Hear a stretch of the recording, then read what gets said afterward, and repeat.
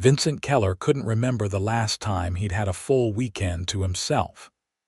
As the CEO of Keller Construction, one of the East Coast's most successful commercial development firms, weekends weren't really a concept that existed in his world. But now, staring at his brother Marcus's text message more of an ultimatum, really he knew his rare free Saturday was about to be hijacked. Dinner at Luminescence tonight, 8 p.m. Already made reservations. No excuses this time. You've missed Mom's last 3 birthdays. Vincent groaned, running a hand through his dark hair. The text wasn't subtle, and neither was his brother. Marcus, 4 years younger and infinitely more socially adept, had been trying to drag Vincent out of his self-imposed workaholic exile for months. Luminescence was the newest, most exclusive restaurant in Boston, a place with a 6-month waiting list that Vincent had zero interest in navigating. He typed back, "Can't. Have to finalize the Harborside project proposals." Marcus's response was immediate. "Already spoke to Deanne. Your calendar is clear. She agrees you need this. I'll drag you there myself if I have to." Vincent cursed under his breath. His executive assistant had betrayed him, which meant this was a coordinated attack. He stared at the blueprints spread across his home office desk. The Harborside project was a $250 million development that would transform Boston's waterfront, and the proposals were due Monday. But the truth was, he could spare one evening. He just didn't want to. "Fine," he replied finally. "But I'm not staying past 10. Marcus sent back a thumbs-up emoji that somehow managed to look smug. Vincent arrived at Luminescence at 7:55 p.m. precisely. If there was one thing he valued besides work, it was punctuality. The restaurant occupied the top floor of a renovated historic building in Boston's Back Bay. All glass walls and panoramic views of the city skyline. The hostess, recognizing him immediately, the curse of being featured in Boston Business Monthly's 40 Under 40 issue last year, led him to a private table near the wine cellar. "Marcus Keller has already arrived," she informed him with a professional smile. Vincent nodded, steeling himself for the inevitable lecture about work-life balance that his brother would deliver. As he approached the table, he was surprised to see not just Marcus, but his sister-in-law Hannah as well. "The prodigal brother emerges," Marcus said, standing to clap Vincent on the shoulder. At 34, Marcus looked like a more relaxed version of Vincent's same dark hair and blue eyes, but fewer stress lines around his mouth. "I wasn't sure you remembered how to dress for anything but boardroom meetings." Vincent glanced down at his charcoal suit. "I came straight from the office." "On a Saturday," Hannah noted with a knowing smile. "Shocking." "Let's not start with the intervention before I've even sat down," Vincent said, taking his seat. "I agreed to dinner. That's progress." "It is," Marcus conceded. "And to celebrate, I've arranged something special." He gestured toward the sommelier approaching their table. "Luminescence has the most acclaimed wine program in the city. I thought we could do a tasting with their head sommelier." Vincent turned, expecting to see some pretentious wine expert in a perfectly tailored suit. Instead, he found himself looking at a woman about his age, maybe a few years younger. She wore a simple black dress with a sommelier's silver taste-vin hanging from a chain around her neck. Her auburn hair was pulled back in a neat bun, and her warm brown eyes crinkled slightly at the corners as she smiled. "Good evening. I'm Ruby Rhodes, head sommelier. Mr. Keller mentioned you'd be interested in exploring our collection tonight." Vincent shot his brother a look that said, "What are you up to?" But Marcus just smiled innocently. "My brother is a wine philistine," Marcus told Ruby. "He drinks whatever his clients order and couldn't tell a Bordeaux from a Burgundy if his life depended on it." Vincent bristled. I know the difference. Ruby's smile widened slightly. Well, that's actually a great place to start. Many people who appreciate wine begin with just that basic distinction. Her voice was warm and devoid of condescension. Would you like me to select a flight for you? Something to complement each course. Before Vincent could respond, Marcus answered, Absolutely. Give him the full education. Vincent found himself studying Ruby as she nodded and made notes on a small pad. There was something refreshingly unpretentious about her. In his world of construction and real estate development, everyone was always trying to impress, to one-up, to network their way to the next deal. Ruby seemed genuinely enthusiastic about wine. I'll start you with something accessible but interesting, she said, meeting Vincent's gaze directly. And don't worry, I won't quiz you afterward. Despite himself, Vincent felt the corner of his mouth twitch upward. Appreciated. As Ruby walked away, Marcus leaned forward. She's single, you know. Vincent rolled his eyes. Is that what this is about? Another one of your matchmaking attempts? What? No, Marcus said unconvincingly. This is about you experiencing something besides spreadsheets and construction sites. He paused. Though I wouldn't object if you happen to notice that there are, in fact, interesting women in the world who don't work for you or want to secure your business. Hannah elbowed her husband gently. What Marcus means is, we just want you to enjoy an evening of good food and wine. That's all. Vincent didn't believe them for a second, but he let it go. Ruby returned moments later with 3 glasses on a tray. We'll start with a blind tasting, she said, placing a glass in front of each of them. Sometimes it's easier to enjoy wine when you're not overthinking it. Vincent picked up the glass and swirled it automatically, a habit he'd picked up from years of business dinners. Good instinct, Ruby commented. Aerating the wine helps release the aromas. She demonstrated by bringing her own glass to her nose and inhaling deeply. Close your eyes if it helps. What do you smell? Vincent felt slightly ridiculous but closed his eyes anyway. He breathed in and was surprised by the complexity of scents. Something, fruity and maybe. Oak. When he opened his eyes, Ruby was nodding approvingly. Cherry and yes, definitely oak. This is a Willamette Valley Pinot Noir, Oregon, not France. A good entry point for someone new to appreciating wine. Vincent took a sip and found it surprisingly pleasant. It's good, he admitted. High praise from the construction titan, Marcus teased. Ruby moved effortlessly between their table and others, bringing new wines with each course. She had a gift for explanation without pretension, describing each wine in terms of stories and experiences rather than technical jargon.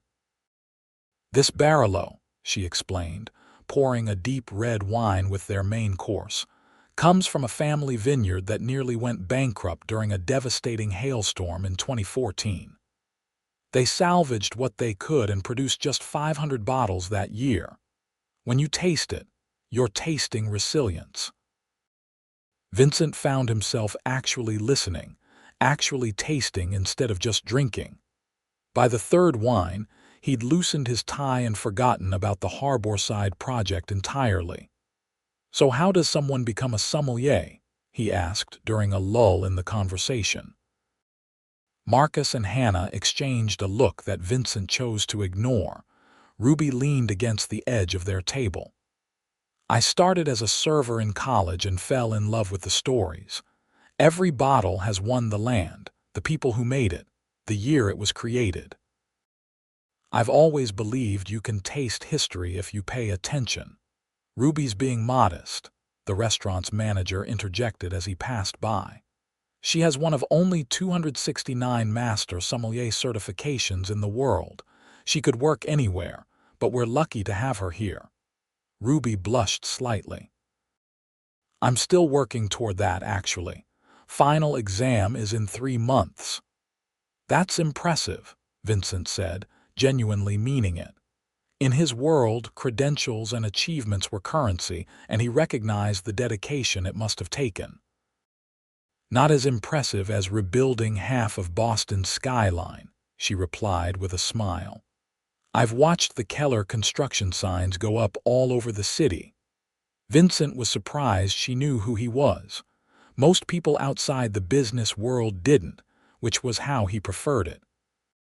"You follow construction. I follow transformation," she corrected. "Wine and architecture have that in common: they both change how we experience the world." For the first time in months, Vincent found himself having a conversation that had nothing to do with profit margins or building permits. Ruby moved on to other tables, but returned periodically with new wines and brief but engaging explanations. By dessert, Vincent had to admit only to himself that he was enjoying the evening. "Final wine of the night," Ruby announced, returning with a bottle wrapped in a cloth. "This is special, a 1997 Shadehow d'Yquem Sauternes. Liquid gold, we call it." She poured a small amount into fresh glasses. The wine was indeed the color of amber, and when Vincent tasted it, the complexity nearly overwhelmed him: honey, apricot, something floral he couldn't name. "That's incredible," he said before he could stop himself. Ruby beamed. "That's the reaction we hope for. Wine at its best isn't just a drink, it's an experience." She hesitated, then added, "If you're ever interested in learning more, we offer private tastings on Sunday afternoons when the restaurant is closed." Before Vincent could respond, Marcus jumped in. "He would love that. Wouldn't you, Vince?" Vincent shot his brother a warning look. "I have a fairly unpredictable schedule." "But you'll make time," Marcus insisted. "Next Sunday. Let's book it now." Vincent found himself caught between irritation at his brother's transparent matchmaking and genuine interest in learning more about wine and perhaps seeing Ruby again. She stood there with professional composure, waiting for an answer, giving no indication whether she was in on Marcus's scheme or genuinely offering a service the restaurant provided. "Next Sunday," Vincent heard himself say. "What time?" "2 o'clock works for most people," Ruby said. "It's a 2-hour session, very casual." "Two it is," Vincent confirmed, ignoring Marcus's triumphant expression. After Ruby moved on to another table, Marcus raised his glass. "To new experiences." "To meddling brothers," Vincent countered, but he was smiling as he said it. For the first time in longer than he could remember, Vincent drove home without checking his email or calling the office. Instead, he found himself thinking about flavor notes and vineyards, and the way Ruby's eyes lit up when she talked about wine. The next morning, Vincent was back at his office by 7 a.m., coffee in hand, fully intent on putting the previous night and thoughts of Ruby Rhodes out of his mind. The Harborside project demanded his full attention, and he had a week of meetings ahead that would leave little room for distraction. By Wednesday, he'd almost convinced himself that the wine tasting idea was ridiculous. He was about to call Luminescence to cancel when his phone rang. "Vincent Keller," he answered, distracted by the blueprints spread across his desk. "Mr. Keller, this is Ruby Rhodes from Luminescence. I'm calling to confirm your private tasting this Sunday at 2. Her voice caught him off guard, more melodic over the phone than he remembered.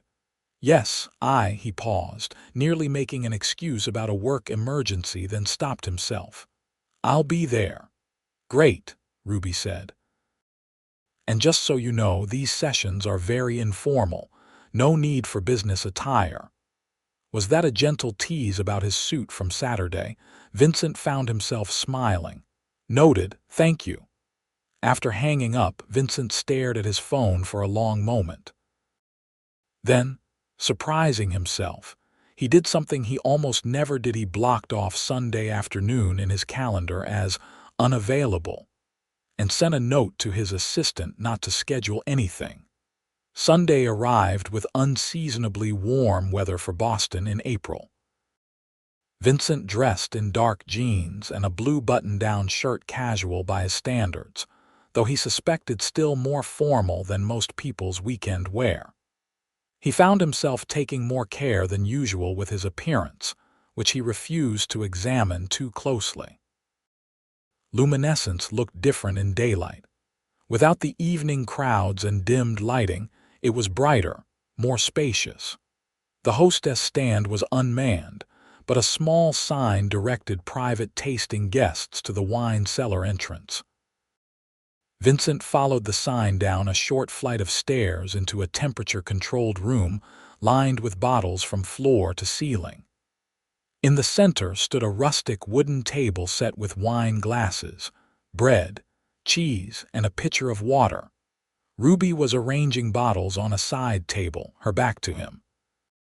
Today her hair fell in loose waves past her shoulders, and she wore a simple green dress that made her look more like an artist than the professional sommelier he'd met before. "Is this where you keep the good stuff?" Vincent asked, surprising himself with the casual opener. Ruby turned, a smile spreading across her face when she saw him. "Mr. Keller, you came." "Vincent, please." "Vincent," she amended. "And yes, this is where we keep the really special bottles, though I'm afraid we won't be opening the 1945 Romanée Conti today. That one's worth about $30,000. He raised his eyebrows. "For a bottle of wine."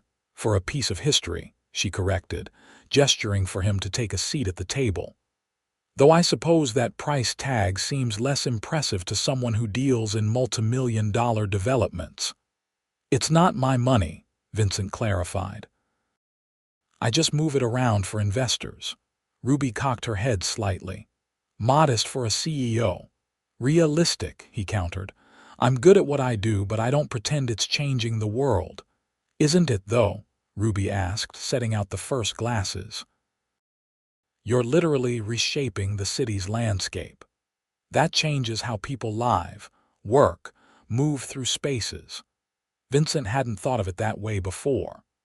In the construction business, it was easy to focus on deadlines, materials, and profit margins rather than the human impact of the work. "I suppose," he conceded. "Though I doubt most people walking into a Keller building are having profound experiences." "You might be surprised," Ruby said. "Environments shape us more than we realize." She handed him a glass. "Like this wine, 2017 was a drought year in this region. The vine struggled, the roots had to dig deeper. That stress created something complex and resilient. You can taste the story if you know to look for it." Vincent took a sip, trying to taste what she described. "How did you become so passionate about this? Was your family in the wine business?" Ruby laughed. "Far from it. My dad was a high school physics teacher, Mom a nurse. I was pre-med in college until I took a part-time job at a wine shop to help pay tuition." She poured the next wine. "One tasting class later, I was hooked. Changed my major to hospitality management with a focus on viticulture. My parents thought I was having a quarter-life crisis." "Were you?" Vincent asked. "I was finding my path," she corrected. "Not everyone knows what they're meant to do right away. Some of us have to taste a few different lives first." She looked at him curiously. "What about you? Always wanted to build things?" Vincent swirled his glass, considering. "My grandfather started the company as a small residential contractor. My father expanded into commercial work. I took over when he retired and focused on urban development. It was expected." "But do you love it?" Ruby asked. The directness of the question startled him. "I'm good at it," he replied, realizing he was echoing his earlier statement. Ruby nodded but didn't press further. Instead, she guided him through a comparison of Old World versus New World wines, explaining the differences in soil, climate, and tradition that shaped each bottle's character. Vincent found himself relaxing in a way he rarely did. There was something soothing about Ruby's approach to wine, passionate without being pretentious, knowledgeable without being showy. She treated each bottle with respect, but not reverence. Most people overthink wine, she explained as they moved to their fourth tasting. They worry about saying the wrong thing or not detecting some obscure flavor note. But really, the only question that matters is, do you like it? Is that heresy in sommelier circles? Vincent asked with a smile. Ruby laughed. Total heresy. Don't tell my master sommelier examiners I said that. She leaned forward conspiratorially. But between us, the best wine in the world is the one that brings you joy when you drink it, whether it costs $10 or $10,000. The 2 hours passed more quickly than Vincent expected.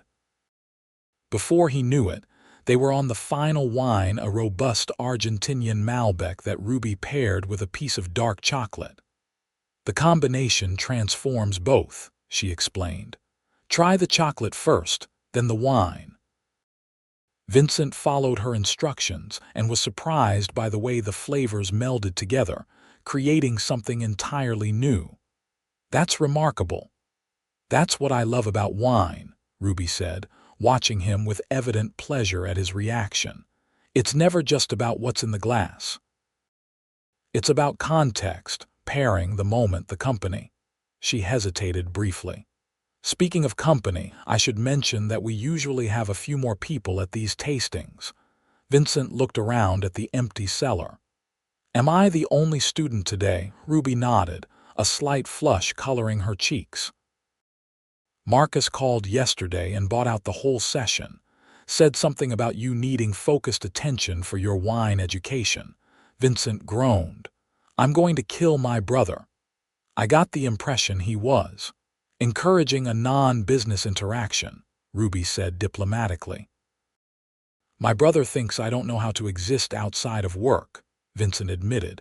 He's not entirely wrong, but his methods are questionable at best. Ruby studied him for a moment. Do you mind that he set this up? The question hung between them, shifting the atmosphere from casual to something more charged. Vincent considered deflecting with a joke, then decided honesty was better.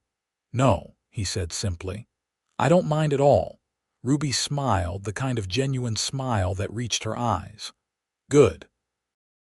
Because I may have agreed a bit too quickly to his suggestion. Something warmed in Vincent's chest that had nothing to do with the wine. In that case, maybe we could continue this conversation somewhere else, unless you have another tasting after this. I'm free, Ruby said, beginning to gather the glasses. There's a cafe around the corner with a great patio, perfect for a day like today. Vincent stood to help her clean up. Lead the way. The cafe was busy with Sunday afternoon patrons enjoying the spring weather, but they managed to find a small table on the edge of the patio. Vincent insisted on paying for their coffees, and Ruby didn't argue. So, he said once they were seated, tell me about this master sommelier exam. You mentioned it's coming up soon. Ruby wrapped her hands around her mug. 3 months from now in New York. It's the final level. I've already passed the advanced sommelier certification. What does the test involve? 3 parts, Ruby explained, her expression growing more serious. A theory examination with questions on every wine-growing region in the world, soil types, laws, viticulture practices. A service portion where you have to demonstrate perfect restaurant service under pressure with some deliberately difficult guests. And the blind tasting 6 wines in 25 minutes, identifying the grape variety, country, region, and vintage for each. Vincent was impressed. That sounds incredibly difficult. The pass rate is about 8%, Ruby acknowledged. I've been studying for 3 years. Failed the theory portion once already. What happens if you pass? Ruby's eyes lit up. Opportunities open up. Consulting roles, import companies looking for buyers, possibility to work internationally. She paused. I'd like to start my own wine education company eventually. Bring wine appreciation to people who might be intimidated by it. Like construction executives who can't tell a Bordeaux from a Burgundy, Vincent teased. Exactly, Ruby laughed. Though you're a quick study. Their conversation flowed easily from wine to travel. Ruby had spent a harvest season working in a vineyard in Tuscany. Vincent had built resorts in 5 countries, but barely seen anything beyond the construction sites, to favorite places in Boston. They discovered they both loved the same hidden corner of the public garden. 2 hours passed before Vincent realized he hadn't checked his phone, once a minor miracle in his world.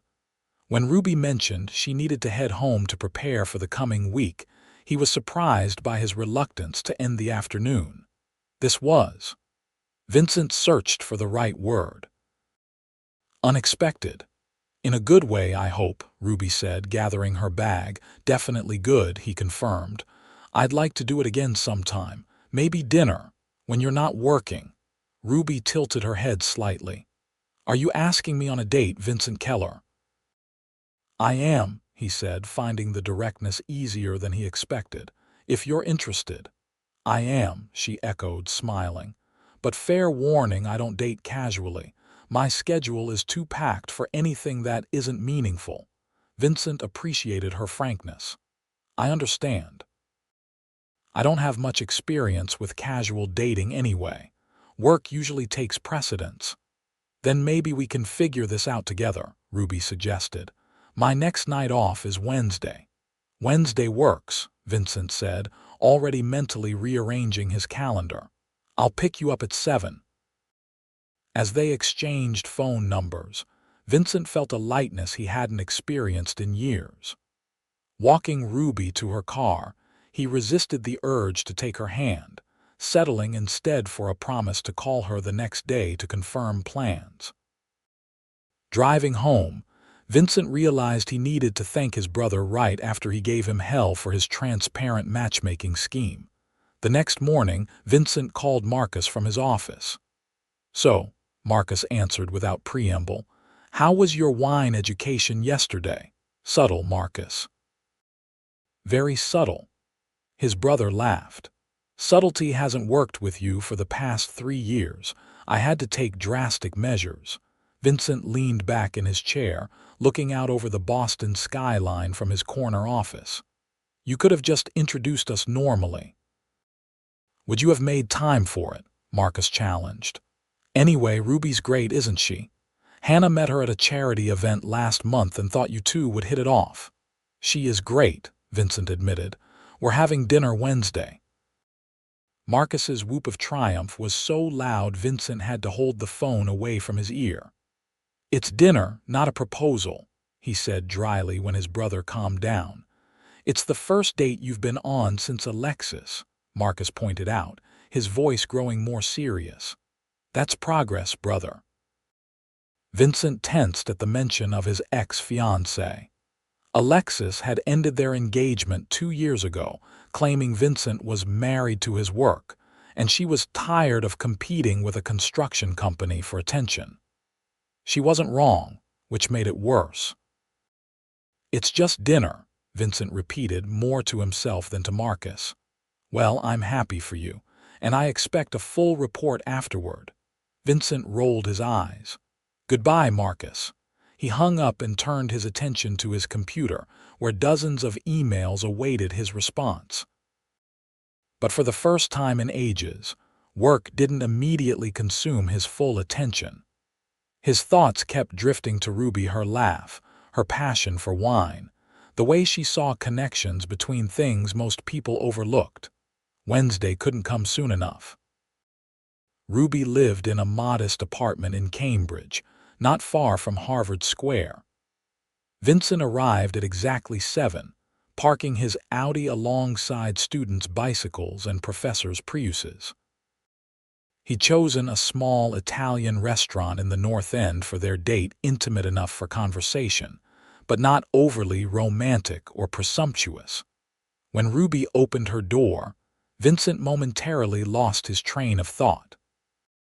She wore a simple navy blue dress that complemented her auburn hair, which fell in soft waves around her shoulders.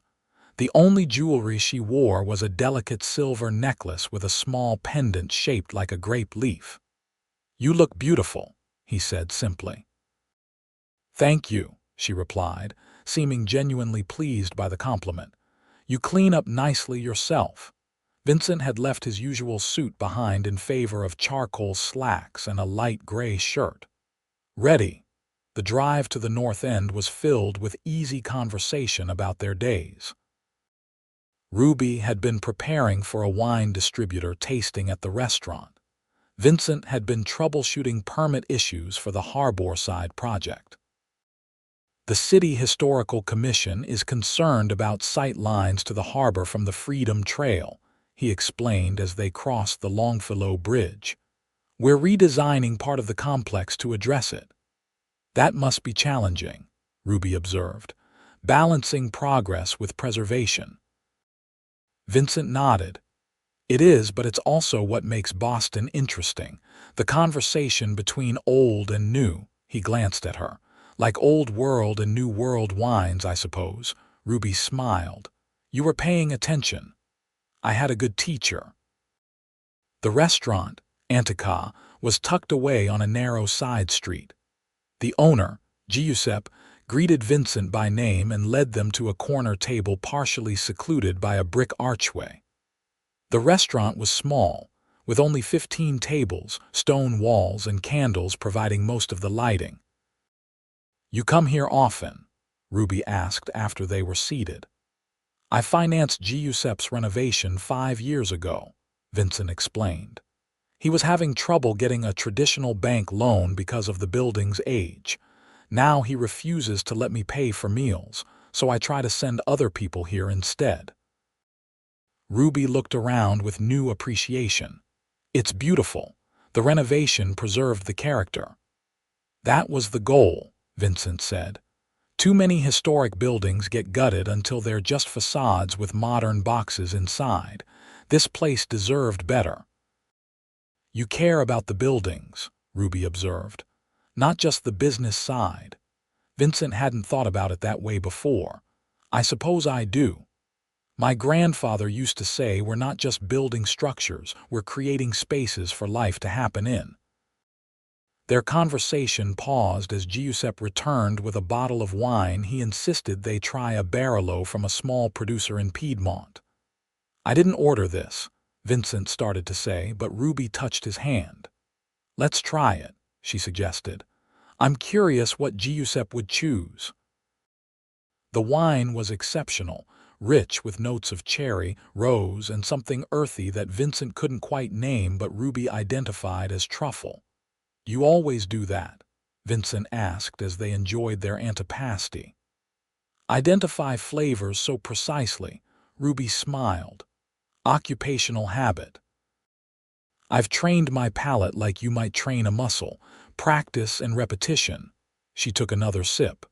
"Though sometimes I just want to enjoy the experience without analyzing it."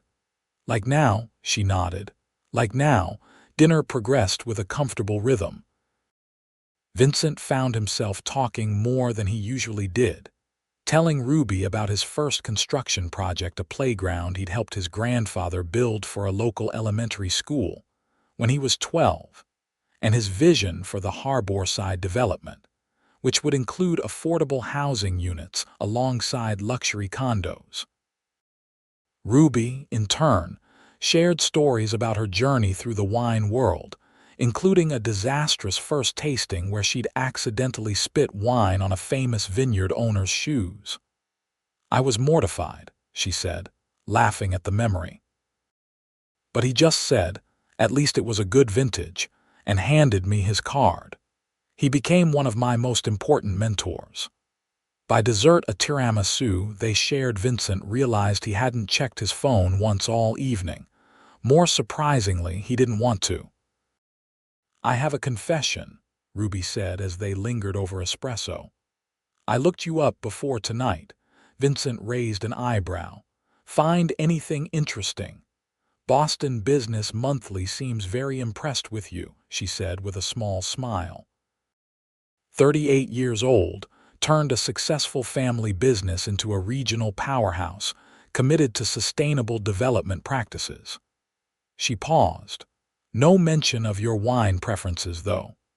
That information is classified, Vincent replied, enjoying the ease of their banter. The articles also mentioned a foundation, Ruby continued. The Keller Building Future Fund. Vincent nodded, slightly uncomfortable with the topic. He didn't talk about the foundation often, not because he wasn't proud of it, but because he preferred to keep it separate from his business persona. My mother's idea originally, he explained. We fund construction training programs for at-risk youth, scholarships for women entering the trades, that sort of thing. That's impressive, Ruby said, her expression sincere. Using your success to create opportunities for others. Vincent shrugged, deflecting. It's a tax write-off. Is that really how you see it? Ruby challenged gently. Their eyes met across the table, and Vincent felt a strange sense of being truly seen, not as the CEO of Keller Construction or as Marcus's workaholic brother, but simply as himself. No, he admitted quietly. It's the most meaningful part of what I do. Ruby's smile was warm. I thought so. After dinner, neither of them seemed ready for the evening to end. Vincent suggested a walk along the waterfront, and Ruby agreed readily.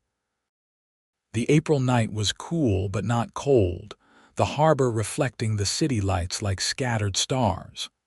They walked close together, not quite touching but aware of each other's presence. Vincent found himself pointing out buildings his company had constructed or renovated, seeing the city through new eyes as Ruby asked thoughtful questions about design choices and materials. When they reached Christopher Columbus Park, they paused to look out at the harbor. The moment felt suspended somehow, full of possibility. I've had a wonderful time tonight, Ruby said, turning to face him. The breeze lifted a strand of her hair, and Vincent resisted the urge to tuck it behind her ear. So have I, he replied. Better than I expected. Ruby raised an eyebrow.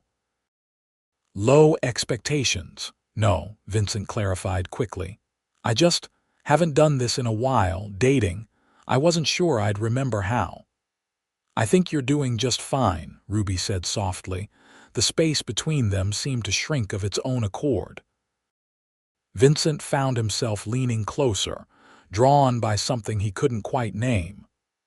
When their lips met, the kiss was gentle, questioning at first, then deepening as Ruby's hand came to rest lightly on his chest. When they parted, Vincent felt slightly dazed, as if he'd just discovered something precious and unexpected. I'd like to see you again, he said, his voice lower than normal. I'd like that too, Ruby replied, though my schedule gets complicated next week. We have a major wine event at the restaurant Friday through Sunday. I could come to that, Vincent suggested. Support the cause. Ruby smiled. It's a charity tasting for the Boston Food Bank, $300 a ticket. Worth every penny, Vincent said without hesitation. Their second kiss was briefer, but no less meaningful. As they walked back to where Vincent had parked, hands finally finding each other, Vincent realized he was looking forward to something that had nothing to do with work for the first time in years. The wine tasting event was held in the grand ballroom of the Fairmont Copley Plaza Hotel. Vincent arrived on Friday evening to find the space transformed into a wine lover's paradise, with stations representing regions from around the world. Luminescence had a prominent position near the center of the room, where Ruby was guiding attendees through a flight of sustainable and biodynamic wines. Vincent watched her for a moment before approaching. She was in her element, knowledgeable and engaging, making the subject accessible to everyone from novices to connoisseurs. When she spotted him, her professional smile transformed into something more personal, a private expression that made his heart beat faster. Vincent, she greeted him, momentarily excusing herself from the group she was serving. You came. I said I would, he replied, leaning in to kiss her cheek. You look like you're in your element." "I am," she admitted. "Though it's a bit of a marathon, 3 days of talking almost non-stop about wine." "A terrible hardship," he teased. Ruby laughed. "The worst. Are you staying for the whole event?" "I can't tonight. I have a late meeting with investors from Singapore, but I'm free tomorrow." Ruby looked pleased. "Tomorrow's the blind tasting challenge. You could enter. Put those new skills to work." "I think I need a few more lessons before I embarrass myself publicly," Vincent said, "but I'll be here to cheer you on." Their conversation was brief. Ruby needed to return to her duties, and Vincent had his meeting, but the connection between them remained strong. As Vincent left, he found himself already looking forward to the next day. Over the following weeks, Vincent and Ruby fell into a rhythm of dinners, wine tastings, and quiet evenings together whenever their schedules aligned. Ruby introduced Vincent to wines from regions he'd never considered, expanding his palate and knowledge. In turn, Vincent showed Ruby his favorite buildings around the city, explaining the architectural choices and structural elements that made each one special. One evening in May, Vincent took Ruby to the Harborside development site after hours. The structures were still skeletal, just steel frameworks and concrete foundations, but Vincent walked her through the space, painting a picture of what would eventually stand there. "This will be the public atrium," he explained, gesturing to a large open area. Floor-to-ceiling windows overlooking the harbor, a living wall along that side, seating areas where people can work or relax. Ruby closed her eyes, imagining it. "It sounds beautiful."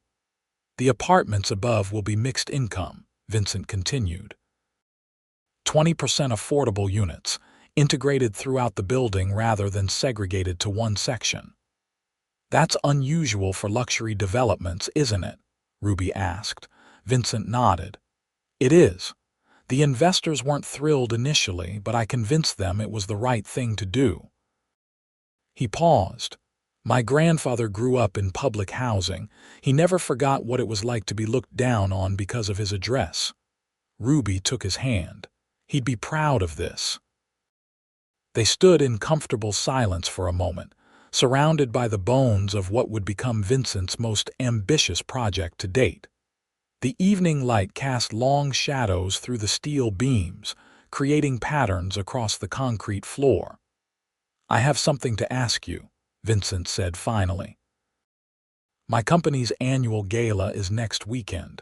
It's a fundraiser for the foundation. Would you come with me?"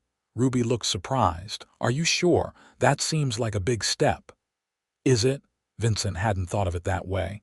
"I suppose it is. You'd be meeting a lot of people from my professional life." "Including your parents?" Ruby asked perceptively. Vincent nodded. "They'll be there." "Is that a problem?" "No," Ruby said after a moment. "Just wanted to be prepared. Meeting the parents is usually a significant milestone in a relationship." The word relationship hung between them. They hadn't defined what they were to each other yet, though they'd been seeing each other exclusively for nearly a month. "It is," Vincent agreed. "And I'd like you to be there.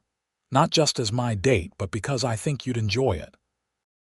We auction rare wines for the foundation, and your expertise would be appreciated." Ruby smiled. "In that case, I'd love to come. Though I should warn you, I only own one formal dress, and I've worn it to 3 wine events already." "You could wear jeans and still be the most beautiful woman there," Vincent said, surprising himself with the sincerity of the compliment. Ruby's expression softened. "You're full of surprises, Vincent Keller." "Is that good?" "Very good," she confirmed, reaching up to kiss him. The Keller Construction Annual Gala was held at the Boston Public Library, in the historic McKim Building. Tables draped in white linen filled Bates Hall, the magnificent reading room with its barrel-arched ceiling and green reading lamps. Auction items were displayed in the adjacent gallery. including rare wines, vacation packages, and art pieces donated by local artists. Vincent arrived early to check final arrangements, leaving Ruby to meet him there. He was discussing seating arrangements with the event coordinator when he felt a tap on his shoulder. "There's my workaholic son," Elizabeth Keller said warmly. At 65, she remained an elegant woman with the same blue eyes Vincent had inherited. "Your father's already inspecting the silent auction. I think he has his eye on that painting of the Cape." Vincent hugged his mother. "Let him win it. It's for a good cause." "Oh, I intend to," Elizabeth said with a mischievous smile. "Now, Marcus tells me you're bringing someone special tonight." Vincent shot a look at his brother, who was approaching with Hannah and a glass of champagne. "Marcus talks too much." "Family trait," Marcus said unapologetically. "Where is the wine expert? I want to see if she still likes you after meeting the whole Keller clan." "She'll be here soon," Vincent said, checking his watch. "And please try to be normal, all of you." His family's teasing was interrupted by his father's arrival. Robert Keller, still imposing at 70, clapped his son on the shoulder. "The Westfield Group is here. They're considering a major donation to the foundation. You should speak with them." Just like that, Vincent was pulled back into CEO mode, circulating among guests, thanking donors, and discussing potential projects. It was nearly an hour before he had a chance to check his phone and saw a text from Ruby. "Just arrived. Marble staircase is incredible." "Where are you?" he texted back quickly. "Bates Hall. Head toward the reading room. I'll meet you halfway." Vincent excused himself from a conversation with a city councilor and made his way to the entrance of the reading room. When he spotted Ruby ascending the stairs, he momentarily forgot how to breathe. She wore a deep emerald gown that caught the light as she moved, her auburn hair swept up in an elegant twist that exposed the graceful line of her neck. She looked nervous but determined, scanning the crowd until she saw him. The smile that lit her face when their eyes met made Vincent's heart skip a beat. He moved through the crowd to meet her, suddenly impatient to have her by his side. "You look stunning," he said when he reached her, taking her hand. "Thank you," Ruby replied. "This place is magnificent. I've been to the library before, but never for an event like this." "Wait until you see Bates Hall," Vincent said, guiding her through the crowd. "The acoustics are incredible." Before they could reach the main room, they were intercepted by Marcus and Hannah. "The elusive sommelier finally appears," Marcus said, extending his hand to Ruby. "We've heard so much about you." "All good things, I hope," Ruby replied with a smile, shaking his hand. "My brother's been suspiciously happy lately," Marcus said. "We assume you're responsible." Vincent shot Marcus a warning look, but Ruby just laughed. "I take no credit. Vincent is perfectly capable of being happy on his own." "That's debatable," Hannah interjected with a warm smile. "But we're glad you're here. Vincent rarely brings dates to family functions." "Rarely as in never," Marcus clarified. Vincent cleared his throat. "If you're finished embarrassing me, I'd like to introduce Ruby to our parents before dinner." He steered Ruby away from his brother, muttering an apology. "Sorry about that. Marcus has appointed himself the family social director." "He cares about you," Ruby observed. "That's nice. My brother's the same way, though he lives in Seattle, so his meddling is limited to text messages." They found Elizabeth and Robert Keller near the auction display, examining a bottle of wine that had been donated by a collector in New York. "Mom, Dad," Vincent said, "this is Ruby Rhodes." Elizabeth's face lit up with genuine warmth. "Ruby, we've heard wonderful things about you." She embraced Ruby without hesitation. Robert was more reserved but equally welcoming. "Vincent tells us you're quite the wine expert. Perhaps you can explain why this bottle is worth $5,000. He gestured to the auction item they'd been examining, a 1982 Shadehow Laffite Rothschild. Ruby smiled, immediately at ease.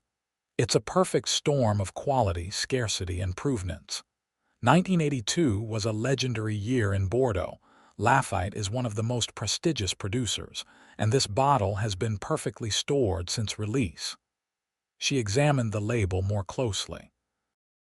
The fill level is excellent and the capsule shows no signs of tampering. It's a piece of wine history. Robert looked impressed. You know your subject. Ruby's studying for the Master Sommelier exam, Vincent explained with undisguised pride. One of the most difficult certifications in the world. How fascinating, Elizabeth said. You must tell us more over dinner. We've been seated at the same table. Vincent hadn't arranged that, which meant Marcus had been meddling with the seating chart. For once, Vincent wasn't annoyed by his brother's interference. Dinner was a success by any measure. Ruby charmed Vincent's parents with her knowledge of wine and genuine interest in the family's history. Elizabeth was particularly delighted to learn that Ruby had visited the small Italian village where Elizabeth's parents had been born. You must come to Sunday dinner next week, Elizabeth insisted as dessert was served. Vincent hardly ever attends anymore, but perhaps you can persuade him. Mom, Vincent began, but Ruby laid a gentle hand on his arm. I'd love to, she said, though my schedule at the restaurant can be unpredictable. We eat at 5, Elizabeth said. Early, I know, but it's tradition. As coffee was served, Vincent was called away to oversee the live auction portion of the evening.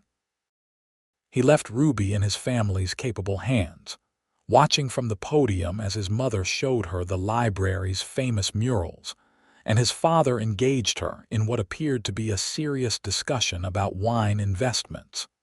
The auction was a success, raising over $300,000 for the foundation. When Vincent finally rejoined Ruby, she was deep in conversation with the foundation's program director about a potential wine education component for their hospitality training program. Creating employment pathways in fine dining could be transformative, Ruby was saying. Sommelier training in particular opens doors to careers with real advancement potential. Vincent felt a swell of admiration as he listened to her. Ruby wasn't just passionate about wine. She understood its potential to change lives. That's a brilliant idea, Vincent said, rejoining the conversation. We should explore it further. The evening wound down around midnight. As they waited for the valet to bring Vincent's car, Ruby leaned against him, a comfortable gesture that felt both casual and intimate. Your family is wonderful, she said. I can see where you get your drive from. Your father is quite impressive. He can be intimidating, Vincent acknowledged. But you're not intimidated by him, Ruby observed. You respect each other, I like that. The drive to Ruby's apartment was quiet, both of them tired but content. When Vincent pulled up outside her building, he turned to face her. Thank you for coming tonight. It meant a lot to have you there. Ruby smiled softly. I had a wonderful time. Your family made me feel very welcome. Vincent hesitated, then decided to voice what he'd been thinking all evening. They like you. I haven't brought anyone to a family event since Alexis. Ruby's expression shifted slightly at the mention of his ex-fiancée. Vincent had told her about Alexis briefly, that they'd been engaged, that it had ended badly, that work had been a factor. But he hadn't shared many details. Is that significant? Ruby asked carefully. Yes, Vincent said simply. It is. The air between them felt charged with unspoken emotion. Vincent leaned across the console and kissed her, trying to convey what he wasn't yet ready to put into words. Ruby responded with equal fervor, her hand coming up to cup his face. When they parted, both slightly breathless, Ruby spoke first.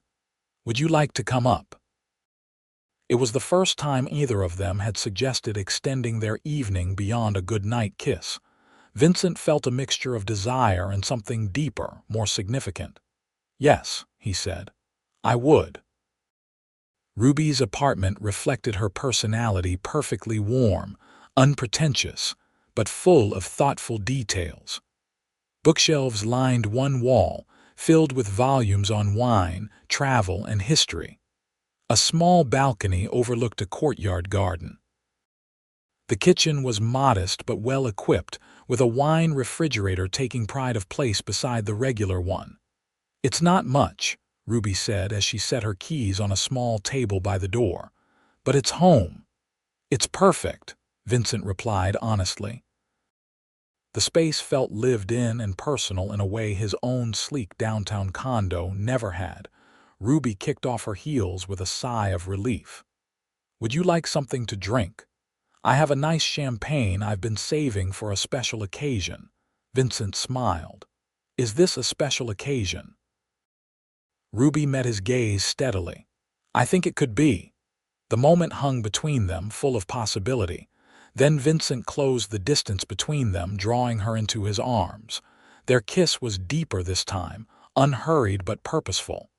"The champagne can wait," Ruby murmured against his lips.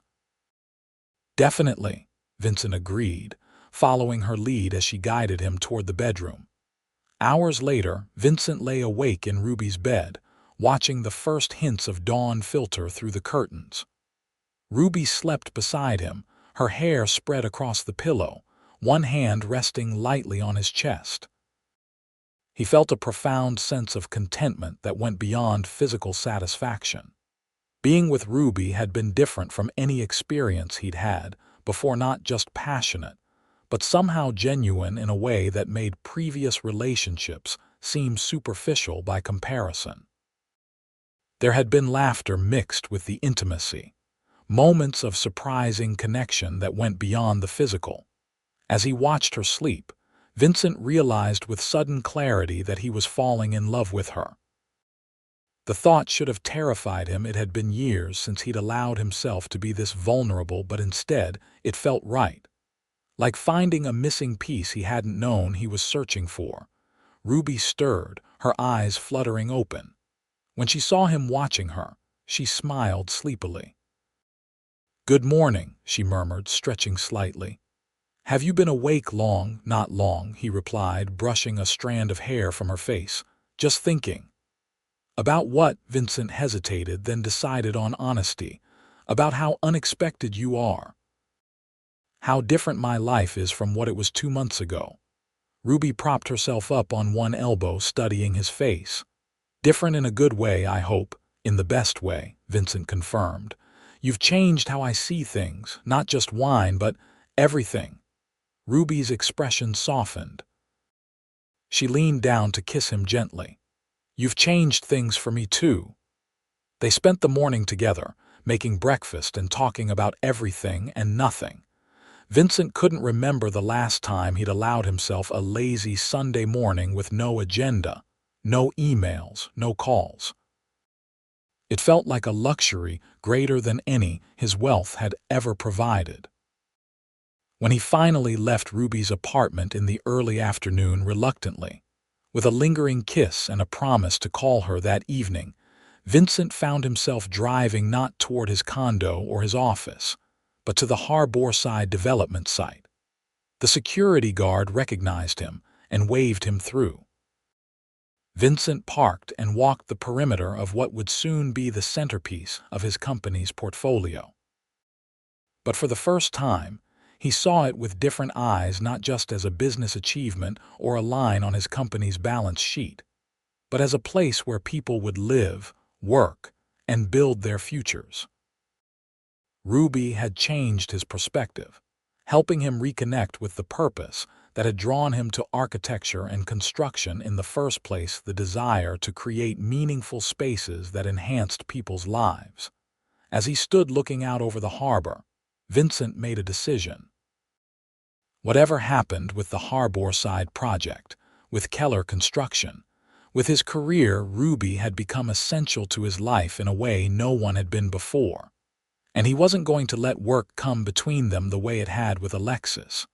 The next few weeks were a whirlwind for both of them.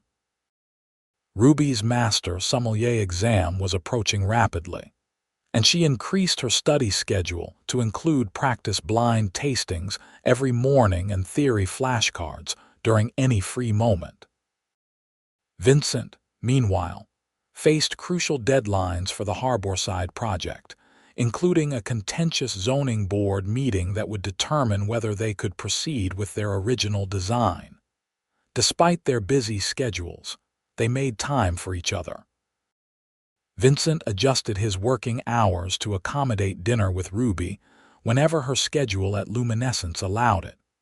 Ruby started keeping a change of clothes at Vincent's condo, and he cleared a bathroom drawer for her essentials. Small steps toward integration that felt significant. One evening in early June, Vincent arrived at Luminescence just as Ruby was finishing her shift. The restaurant was busy as usual, but he spotted her immediately, conducting a tasting for a table near the wine cellar. She looked tired but animated, her passion for her work evident in every gesture. When she saw him, her whole face lit up in a way that made Vincent's heart expand. She excused herself from the table and made her way to him. "This is a nice surprise," she said, kissing him briefly. "I thought you had a late meeting tonight." "I rescheduled," Vincent replied. "The architects can wait until tomorrow." Ruby raised an eyebrow. Vincent Keller rescheduling a meeting. "Are you feeling all right?" he laughed, taking her hand. "I'm feeling better than all right. I wanted to see you," he paused. "And I have news." Ruby's expression grew curious. "Good news or bad news?" "Good," Vincent assured her. "We got the zoning variance for Harborside. The board approved our design with only minor modifications." "Vincent, that's wonderful," Ruby exclaimed, genuinely happy for him.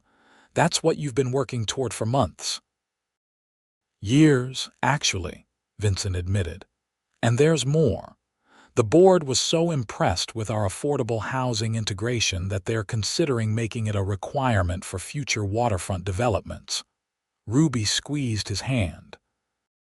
"That's not just a business success, that's going to change people's lives."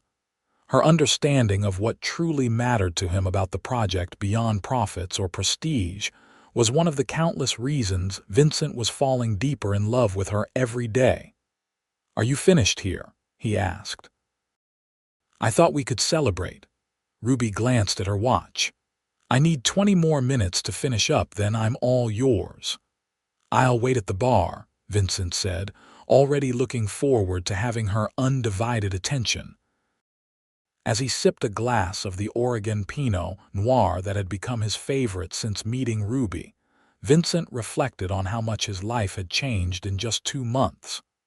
Work was still important, he was still dedicated to Keller Construction and its success, but it no longer consumed him entirely. He'd learned to delegate more effectively, to trust his team, to set boundaries between his professional and personal life, and he was happier for it, happier than he'd been in years. When Ruby joined him, having changed from her work clothes into a casual sundress, they decided to walk to a nearby rooftop restaurant that offered panoramic views of the city. The June evening was warm, the sky painted in shades of pink and gold as the sun began to set. Over dinner, Vincent shared more details about the zoning board's decision and what it meant for the Harborside project. Ruby listened attentively, asking insightful questions that showed she'd been paying attention to the aspects of his work he'd shared with her. "Enough about my day," Vincent said finally. "How's your studying going? The exam is next week, right?" Ruby nodded, a flicker of anxiety crossing her face. 8 days. I feel ready for the service portion, mostly prepared for the tasting and completely terrified about theory. There are just so many details to memorize: soil types in obscure German wine regions, production methods for spirits I've never even tasted, agricultural regulations in countries I've never visited. You know more than you think you do, Vincent assured her. I've seen you identify wines blindfolded. You recite vintage characteristics in your sleep. You've noticed that. Ruby looked embarrassed. I told you I talk in my sleep. It's adorable, Vincent said with a smile. Last night you gave a very detailed explanation of the difference between Pouilly Fumé and Pouilly Fusé. Ruby laughed, the tension leaving her shoulders. Well, at least I'm studying in my sleep too, maximizing my time. You're going to pass, Vincent said with confidence. But even if you don't, which is extremely unlikely, it wouldn't change how extraordinary you are at what you do. Ruby reached across the table to take his hand. Thank you for believing in me. Always, Vincent replied, the word carrying more weight than he'd intended. After dinner, they walked along the esplanade, watching the boats on the Charles River catch the last light of day. When they reached a quiet bench overlooking the water, Vincent pulled Ruby to sit beside him. I've been thinking, he began, suddenly nervous in a way he rarely was in business negotiations. The exam is in New York next week. Ruby nodded. I leave on Tuesday, 3 days of testing, then back Thursday night. I'd like to come with you, Vincent said. Not to the exam itself, obviously, but to New York. To be there when you finish each day, to celebrate when you pass, to support you if any part doesn't go as planned. Ruby looked surprised. You would take time off work for that? Yes, Vincent said without hesitation. I've already cleared my schedule. Ruby's eyes widened. You did? Before even asking me? I hoped you'd say yes, Vincent admitted. Is that presumptuous? Instead of answering, Ruby leaned forward and kissed him deeply. When they parted, her eyes were shining. No one's ever done something like that for me before. Rearranged their life to support my dreams. Get used to it, Vincent said softly, because I plan to be there for all of them. The implications of his words hung in the air between them. They hadn't yet said, I love you to each other, though Vincent had been feeling it for weeks. But this moment, this commitment to her future, felt like a declaration nonetheless. Ruby seemed to understand the significance. She studied his face for a long moment before speaking. I love you, Vincent. I wasn't planning to say that tonight, but I do. I love you. The words washed over him like a wave, both thrilling and somehow deeply calming at the same time. I love you too, he replied, the declaration easier than he'd expected. So much that it sometimes scares me. Why does it scare you? Ruby asked gently. Vincent considered his answer carefully. Because it matters more than anything has in a very long time. You matter more. Ruby's smile was luminous in the gathering dusk. That's exactly how I feel. They stayed on that bench until the stars came out, talking about what they loved about each other, about how unexpectedly their lives had intersected, about the future tentatively, in broad strokes, but with a shared understanding that they were building toward something lasting. By the time they walked back to Vincent's car, something fundamental had shifted between them. The acknowledgement of their love had removed a final barrier, allowing them to be fully present with each other in a way that felt both new and somehow familiar, as if they'd finally arrived where they were always meant to be. The Master Sommelier examination was held at a luxury hotel in Midtown Manhattan. Vincent and Ruby traveled to New York together on Tuesday morning, checking into a suite Vincent had reserved not far from the testing venue. Ruby had protested the extravagance. Initially, she'd planned to share a room with another candidate to save money, but Vincent had insisted. You need a quiet place to study, to rest between sections, he'd argued. And selfishly, I want to be the one who's there when you finish each day. Now, as Ruby prepared for the first portion of the exam, the theory test, Vincent could see the nervousness she'd been hiding for weeks. What if I blank? She asked, pacing the suite's living room in her crisp white shirt and black suit. What if they ask about some obscure sake classification system and my mind goes completely blank? Vincent intercepted her pacing, taking her gently by the shoulders. Then you'll take a breath, refocus, and answer the next question. You've been preparing for years. Trust your knowledge. Ruby took a deep breath, leaning her forehead against his chest for a moment. You're right. I know this material. I can do this. You absolutely can, Vincent agreed, kissing the top of her head. And I'll be right here when you're done, regardless of how it goes. He walked her to the examination room, squeezing her hand one last time before she disappeared inside with the other candidates. The next 3 hours were among the longest of Vincent's life. He tried to work on his laptop in the hotel lobby, but found himself checking the time every 5 minutes. When Ruby finally emerged, her expression was carefully neutral. Vincent stood immediately, searching her face for clues. "How was it?" he asked when she reached him. "Brutal," Ruby admitted. "But I think I did well. I answered everything at least. No complete brain freezes." She exhaled slowly. "Now we wait until Thursday for the results." Vincent pulled her into a hug. "I'm proud of you." They spent the evening in a quiet restaurant Vincent had researched in advance, one known for its excellent food but deliberately not for its wine list. Ruby needed a mental break from analyzing vintages and regions. The next day brought the service portion of the exam, where candidates had to demonstrate perfect restaurant service while examiners played the roles of demanding, sometimes difficult guests. Ruby returned from this section looking more confident. "I nailed it," she said with relief. The table captain tried to throw me off by asking for a wine that would pair with 7 completely different dishes, but I managed to suggest something that worked reasonably well with all of them and explained my reasoning. "That's my girl," Vincent said, proud but not surprised. Ruby's ability to think on her feet was one of her many strengths. The final day of testing brought the most dreaded portion: blind tasting. Candidates had to correctly identify 6 different wines, including grape variety, country of origin, region, and vintage, all within 25 minutes. "This is where most people fail," Ruby explained as they had breakfast in their suite that morning. "Even if you pass theory and service, the blind tasting is incredibly difficult. But you practice this more than anything else," Vincent reminded her.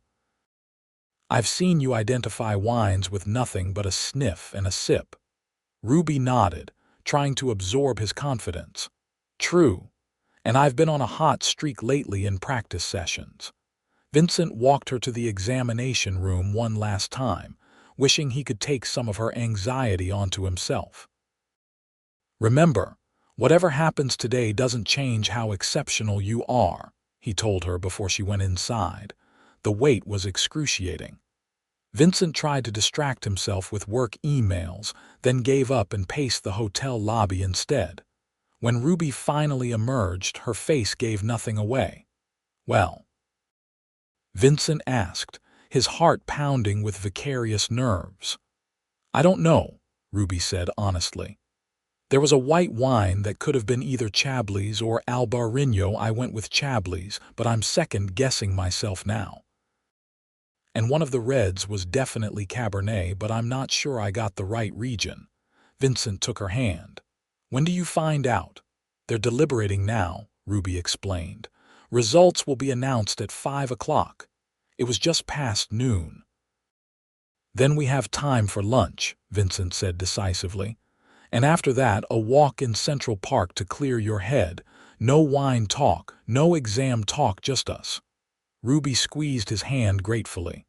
"That sounds perfect."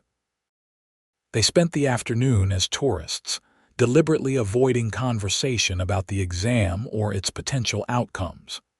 Vincent was determined to keep Ruby's mind occupied with pleasanter thoughts until the results were announced. At 4:45, they returned to the hotel.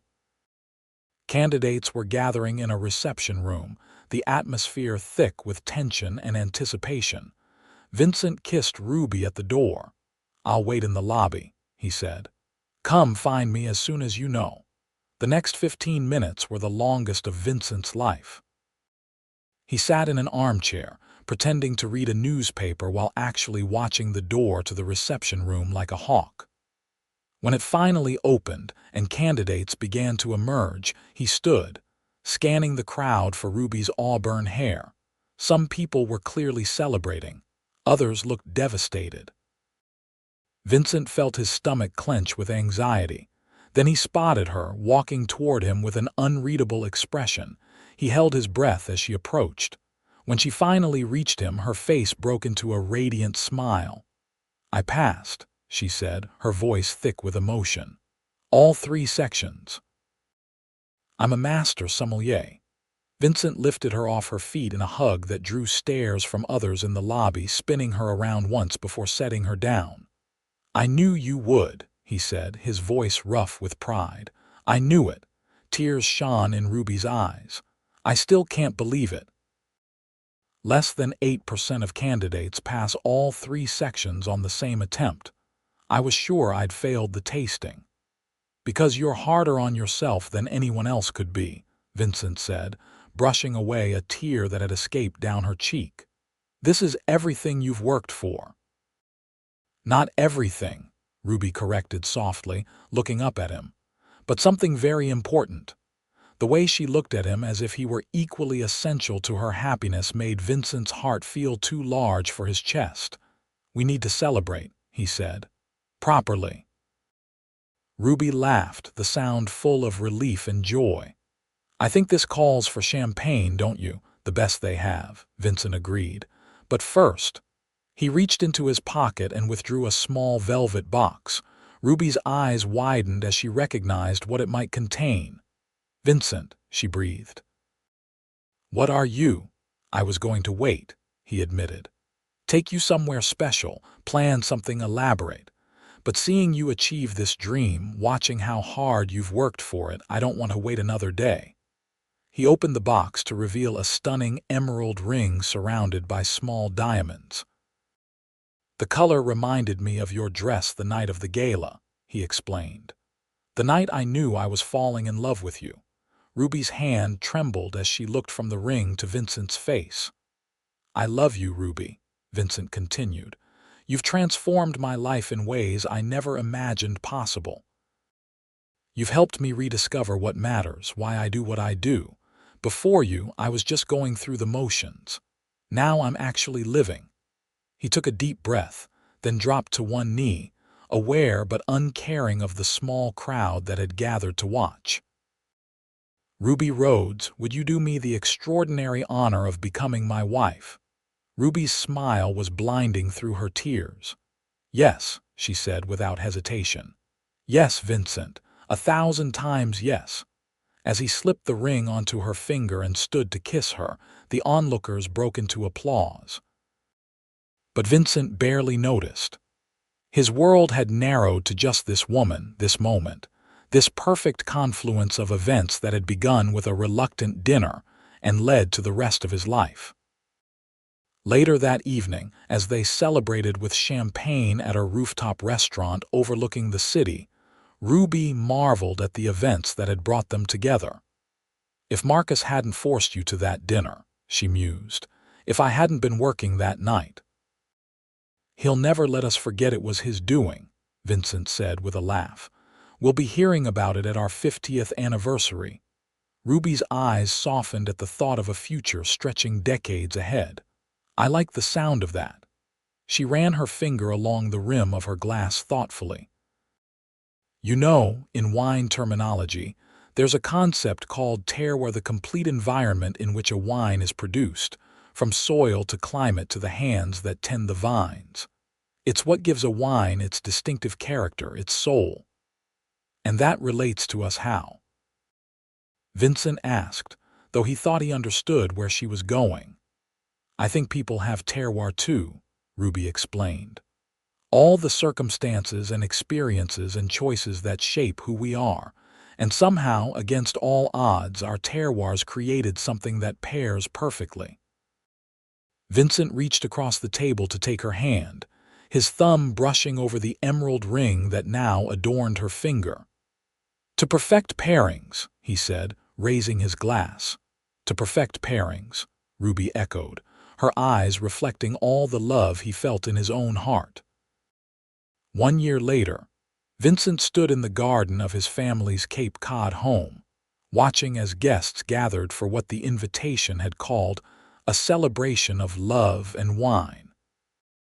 White chairs were arranged in rows facing the ocean, a simple arch of driftwood and white roses marking the spot where he and Ruby would soon exchange vows. Marcus approached, straightening Vincent's tie unnecessarily. "Nervous, brother," Vincent smiled, surprising himself with how calm he felt. "Not even slightly."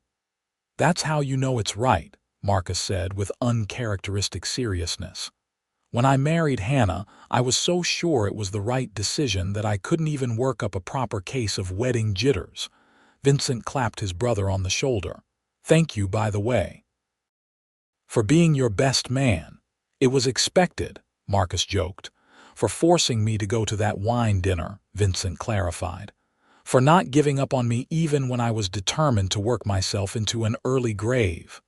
Marcus's expression softened. "That's what brothers do.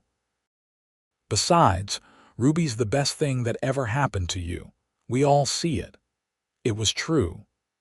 In the year since they'd met, Vincent had transformed not just his personal life but his professional approach as well. He'd restructured Keller Construction to allow for better work-life balance for all employees, expanded the foundation's work to include hospitality training programs, with a wine education component designed by Ruby, and even managed to attend every family Sunday dinner for the past 6 months. The Harborside project was now complete ahead of schedule and under budget, and already being hailed as a model for inclusive urban development. Vincent took pride in its success, but found even greater satisfaction in the knowledge that he'd created something meaningful while maintaining a full life outside of work. Ruby had flourished as well. After earning her Master Sommelier certification, she'd been offered positions at prestigious restaurants around the country. But instead of leaving Boston, she'd partnered with a local entrepreneur to open her own wine education studio, offering classes for everyone from novices to industry professionals. The business was already expanding to a second location. The sound of music signaled the ceremony was about to begin. Vincent took his place beneath the arch, Marcus beside him. His parents beamed from the front row, his father looking proudly at the son who had finally found balance in his life. When Ruby appeared at the end of the aisle on her brother's arm, Vincent felt the same breathless admiration he'd experienced the first time he saw her in Luminescence's wine cellar. Her dress was simple but elegant, her auburn hair adorned with small white flowers, her smile radiant as their eyes met across the garden. The ceremony was brief but heartfelt. They had written their own vows, promises that acknowledged both their individual passions and their shared journey. "I promise to support your dreams as fervently as my own," Vincent vowed. "To build a life with you that balances work and joy, ambition and peace. To remember always that the most valuable thing I'll ever create is our life together." Ruby's eyes shimmered with unshed tears as she responded. "I promise to remind you of life's richness beyond boardrooms and blueprints. To share with you the stories behind every bottle we open, every meal we share, every moment we create. To be your partner in all things, knowing that what we've found together is rarer and more precious than the finest vintage." As they exchanged rings and were pronounced husband and wife, Vincent felt a sense of completion he'd never experienced before. The kiss they shared was a promise, a beginning, a perfect expression of the love they'd found in the most unexpected of circumstances. The reception was held on the lawn overlooking the ocean, long tables adorned with flowers and candles. In lieu of a traditional wedding cake, they had chosen a dessert wine pairing station where guests could sample sweet wines with carefully selected chocolates and fruits. For the toast, Marcus stood, glass in hand, his usual teasing manner softened by genuine emotion. "To my brother and his bride," he began. "Vincent, you spent years building structures that will stand for generations. But in Ruby, you found something even more enduring, a love that transforms you both, that makes each of you more fully yourselves while creating something entirely new together." He turned to Ruby. "And to my new sister, thank you for seeing the man behind the CEO, for loving him not in spite of his dedication, but because of the passion that drives it. You've helped him redirect that passion toward what truly matters." Marcus raised his glass higher. "When I tricked Vincent into that wine dinner last spring, I hoped he might enjoy an evening away from work. I never imagined he'd find the love of his life." He grinned at the assembled guests. "Though I will be taking full credit for this match for the rest of our lives." Laughter rippled through the crowd as Vincent and Ruby exchanged a knowing smile. They had long since forgiven Marcus his meddling. In fact, they'd named him godfather to their future children in advance, a responsibility he took surprisingly seriously. As the evening progressed, Vincent found a quiet moment with Ruby near the water's edge, away from the celebration for just a few minutes. "Happy?" he asked, though he could see the answer in her eyes. "Completely," she confirmed, leaning into his embrace. "Though I still can't believe we pulled this off between your Harborside opening and my studio expansion." "We make a good team," Vincent said, pressing a kiss to her temple. "The best," Ruby agreed. She turned in his arms to face the ocean, her back against his chest. "I've been thinking about our first conversation, when you said you were good at your job but didn't pretend it was changing the world." Vincent smiled at the memory. "I was trying to sound humble." "You were being modest about something remarkable," Ruby corrected. "Because you do change the world, Vincent. The affordable housing at Harborside, the Foundation's training programs, the sustainability initiatives you've implemented across all Keller projects, those things matter. They change lives." Vincent tightened his arms around her, overwhelmed by her faith in him. "I never saw it that way until you showed me. You changed how I think about my work, about my life, about everything." Ruby turned to face him. "And you showed me that pursuing my passion could lead to something bigger than I ever imagined." She glanced back at their wedding guests, laughing and dancing under the stars. "Look what we've built together already." "And we're just getting started," Vincent reminded her. Ruby's smile was luminous in the gathering dusk. "To new beginnings," she said, echoing their first toast. "And perfect pairings," Vincent added, bending to kiss his wife as the sun dipped below the horizon, painting the sky in colors as rich and complex as the finest wine, and as full of promise as the life stretching before them.